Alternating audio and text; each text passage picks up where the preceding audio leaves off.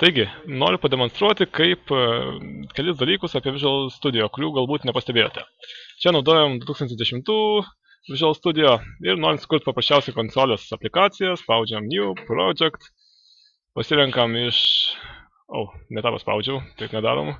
Taip, Win32 Console Application.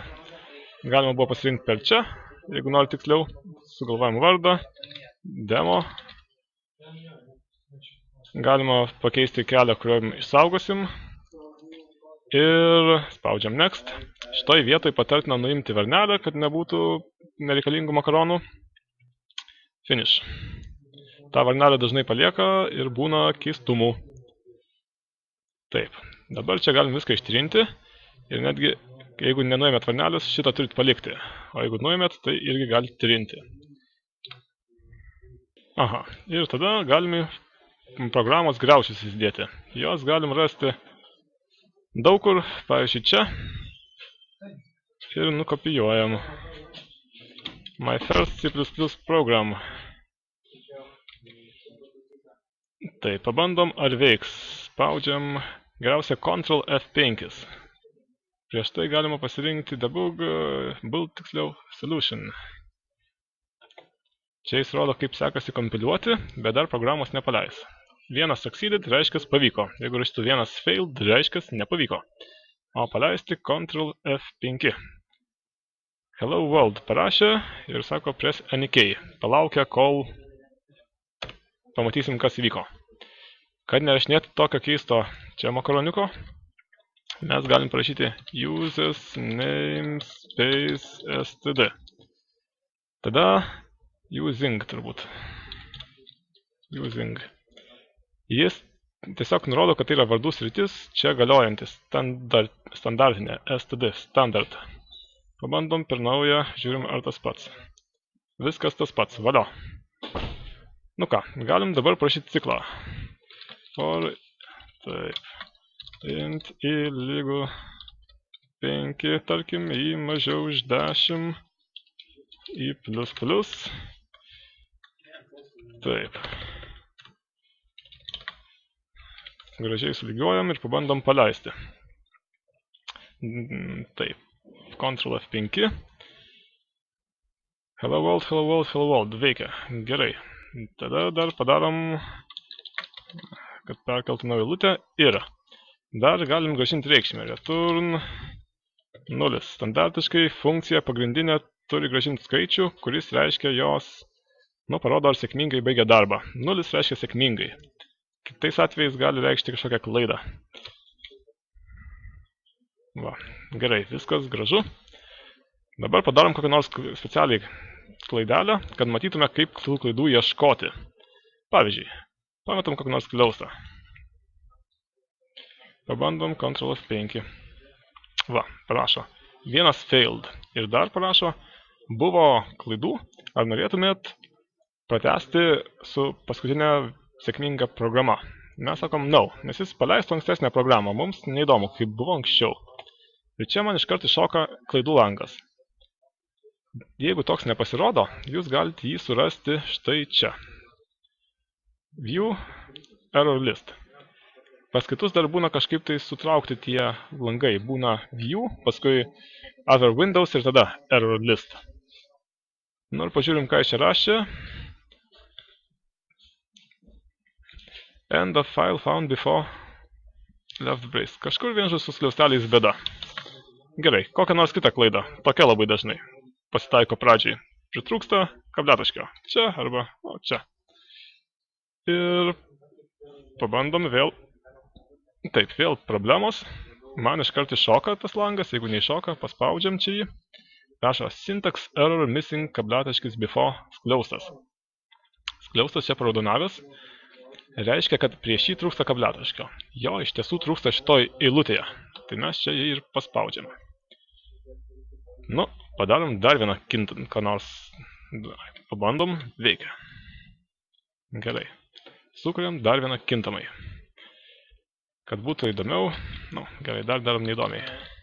Int S bus nuo žodžio suma. Pradžiai lygu 0. O gal padarom dar su vienu niuansu.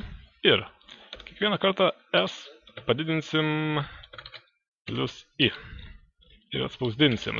Čia daug dalykų.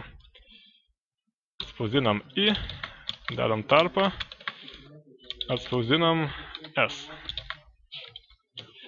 Tai, ką spausdinam, turim nukreipti ir atskirti tokiais, reiškia, dvigubais varnomų. Taip. O, klaida kažkokia tai. Čia pasiskundė, kad variable S, kintamasis S didysis, yra naudojamas, nors dar nebuvo suteikta jam pradinė reikšmė. Šitoj vietoj jis jį padidina į reikšmę, bet neaišku, kokia buvo pradinė reikšmė. Tiesiog trūksta čia, galbūt parašyti 0. Auč. Lygu. Dabar tai turėtų išnykti. Kai mes nebuvom parašę, netgi matosi. Čia kažkur pavingiuota buvo. Nu, dabar jau, kai vykdė, turbūt pavingiavo. Tai ką, mes čia pažiūrim tas klaidas. Galim pasakyti retry, ignore. Kai ignore, reiškia, prirašė daug keistų skaičių, nes jie buvo pradinės reikšmės neturėjo. Čia matosi, kad kažkas keitėsi, nes I buvo pridedamas. Taip, paleidžiam per naują. Taip, dabar gražiau atrodo. Hello world, I reikšmė 5. To skaičiaus reikšmė, auč. Sumuojamo reiškia 5, paskui kai 6, tai jau 11, 7, 18 ir taip toliau. Dar labai naudingas dalykas yra programos sekimas, tai yra debuginimas. Jeigu norite žinot, kaip vyksta ciklas arba neaišku, kas jame darosi, galite paspausti raudoną klecką va čia pačioj paraštėj ir šitoj vietoj programa galės sustoti, neklystų, bet tuomet reikės iškviesti ją su šitu mygtuku debug, start debugging arba F5 be control. Tada čia pasileidžia ta programa. Galima kažkaip tai padėti šalia langą, kaip nors taip, pavyzdžiui, kad matytume, kas vyksta ir iššoko papildomas kažkur tai meniu. O aš čia jį pasidėsiu. Toks rodiklėlė ir papildomais va dar žingsniavimo mygtukais. Ir žingsniuojam. Taip, ir kai mes žingsniuojam, rodo, kurioje vietoje dabar esam. Ir apačioj rodo kintamuosius, kurie yra matomi šitoj aplinkoj. Ir jų reikšmės. Tai tas yra labai patogu, nes galima pastebėti, kur elgiasi programa ne taip, kaip tu norėtum. Į 6 galim iškart prognozuoti, kad S padidės 6. Taip, 11. Dar paspalvina ką tik pasikeitusią reikšmę. Na, taip ir vyksta. Dabar padarykim dar kažką įdomaus. Ciklą cikle. Taip, galim čia viską sustabdyti. Štai taip. Stop debugging. Čiunkšt. Hello world nebeįdomu. O įdomiau yra dar vienas ciklas. For... Ai, čia nukopijuosiu.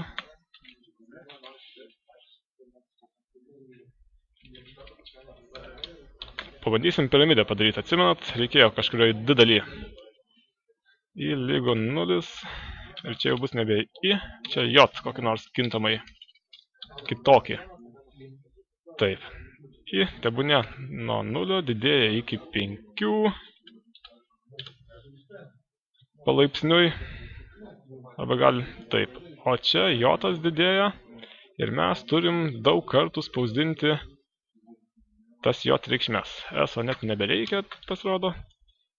Čia mes spausdinam J-us atskirtus tarpais.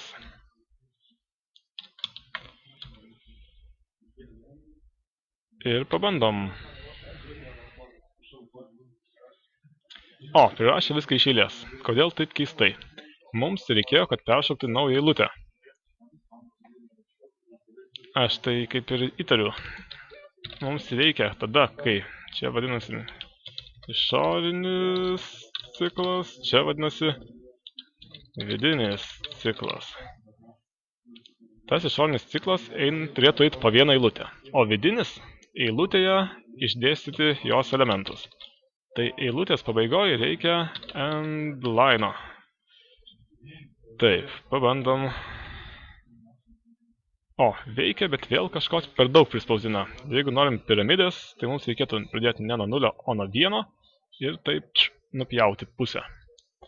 Tai mes čia pradedam, čia pradedam nuo 1 ir ne iki 10, o iki eilutės numerio. I. I nurodo kelinta eilutė. J nurodo eilutėje elementą. Reiškia, kaip toje eilutėje jau keičiasi skaičiai. Pabandom. Labai trumpa, bet atspausdino gerai. Padarom iki +1 galim, kad būtų imtinai. Ir čia, arba ne +1 galėjom daryti šitoje vietoje, galėjom parašyti mažiau arba lygų. Galėjau padidinti anksčiau vaizdelį, bet zin. Tarkim, darom iki 7. Gerai, čia vyksta ir visgi gaunasi dar nepilnai iki 7, o tik iki 6. Ne 7 neimtinai. Ir gerai. O dabar kaip tai vyksta? Iškviečiam su debugu situaciją. Debug. Šitoj vietoj pasidėjom klecką ir sustojo. Mūsų langas. Pasidedam langą kur nors šone. Ir žiūrim, kas vyksta. Taip, čia I lygus 0, J dar nepradėtas skaičiuoti, lygus belekam. Toliau einam. Šį kartą, kai I lygus 0, čia nieko nevyko. Toliau einam. Sugrįžta vėl ciklo, išorinio ciklo pradžią. Jame I dabar bus lygus 1. Jotas irgi lygus 1. Ir dar kol jotas bus daugiau mažiau arba lygus 1, jis kažką daro. Atspausdino mums vienetą. Atspausdino vienetą. Dar žiūri, ar galima kartoti šitą ciklą. Kaip manot? Aš manau, kad užteks. Ir baigęs ciklas, jo gale peršoka į naują eilutę. Dabar jau šitoj vietoj kursorius, žemiau. Taip, dabar vėl išorinis ciklas I lygus 2. J vėl pradeda nuo 1, tada atspausdina ir padidėja. Ciklo skaitliukas čia jį verčia padidėti. Tada J lygus jau 2, vėl atspausdina. Vėl padidėja, Jotas patampa lygus, tiksliau, dabar pataps lygus 3 ir nebetinka.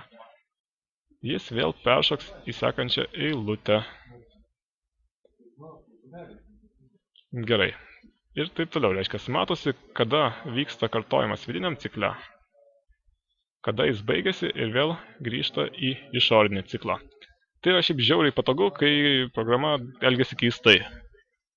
Ir tikiuosi kažkiek padėjo suprasti ciklą cikle. Galima, vėlgi jį bus pakaitalioti, gerai sustabdom. Ir galima vėl padaryti, kad būtų jis stačiakampis. Tarkim, parašysim čia 3. Ir žinosim, kad jisai daro stačiakampį. Arba, jeigu mes norim daryti nupjautą piramidę, čia padarom, kad iškart prasidėtų ne nuo 0 ar 1, bet nuo kito skaičiaus, gal net nuo 3. Ir paleidžiam. Dingo, kažkas nesimatė. Kažkas negerai. Jau gerai. Reiškia, pirmas eilutės praleido, iškart pirmoji buvo iš 3 skaičių. Trumpai tiek. Dar kad pakartoju, kad neužmirštumėt, svarbu yra taip. Pradžiai pabuldinti, jeigu kažkas nesigauna. Paskui pasižiūrėti klaidų langą. Čia. Ir neužmiršti, kad galima va čia va šone pasidėti tą sustojimo tašką. Tik jis turi būti padėtas ant kažkokio vykdomo veiksmo. Ant kintamųjų aprašo jis netinka. Jeigu čia S būtų paminėtas, bet nepriskirta jam reikšmė, tai čia neveiktų sustojimas, kiek žinau. Jo, jis veikia tik tenais, kur toliau jau buvo padėtas. kur vyko